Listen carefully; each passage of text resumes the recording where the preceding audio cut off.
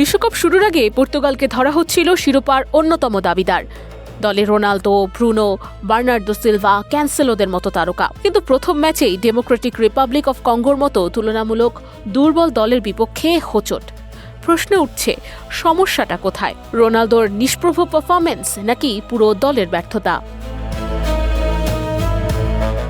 Democratic Republic of কঙ্গোর বিপক্ষে 1-1 গোলের ড্রয়ে সবচেয়ে বেশি আলোচনায় ছিলেন ক্রিস্টিয়ানো রোনালদো। পুরো 90 মিনিট মাঠে থেকেও গোল করতে পারেননি, এমনকি গোলমুখে একটি কার্যকর শটও নিতে পারেননি তিনি। পরিসংখ্যান বলছে ম্যাচে মাত্র 24 বার বলে স্পর্শ করেন রোনালদো। 21টি পাস দিলেও তার মধ্যে 16টি ছিল ব্যাক পাস।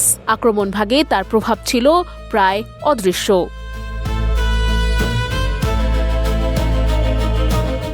তবে শুধু রোনালদোকেই দায় দিলে ভুল হবে, কারণ পর্তুগালের মূল সমস্যা ছিল সুযোগ তৈরি ও সুযোগ কাজে লাগানোর ক্ষেত্রে। দলটি বলের দখল ধরে রাখলেও আক্রমণের শেষ মুহূর্ত ছিল অগোছালো।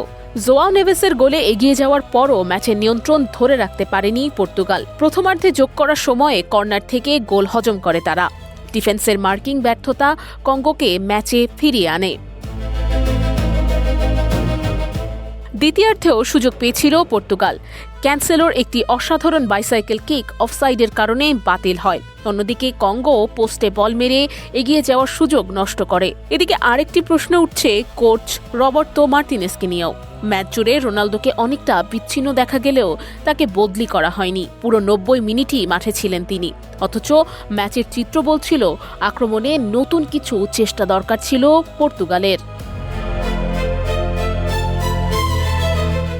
রোনালদোর বয়স নিয়েও আলোচনা শুরু হয়েছে।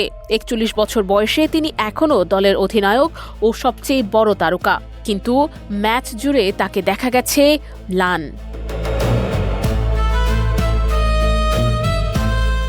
ফলাফল পর্তুগাল ড্র করেছে, কিন্তু ম্যাচটি আরও বড় একটি প্রশ্ন রেখে গেছে। বিশ্বকাপ জিততে হলে শুধু রোনালদোর নামই যথেষ্ট, নাকি পর্তুগালকে খুঁজে বের করতে হবে নতুন আক্রমণ ভাগের সমাধান?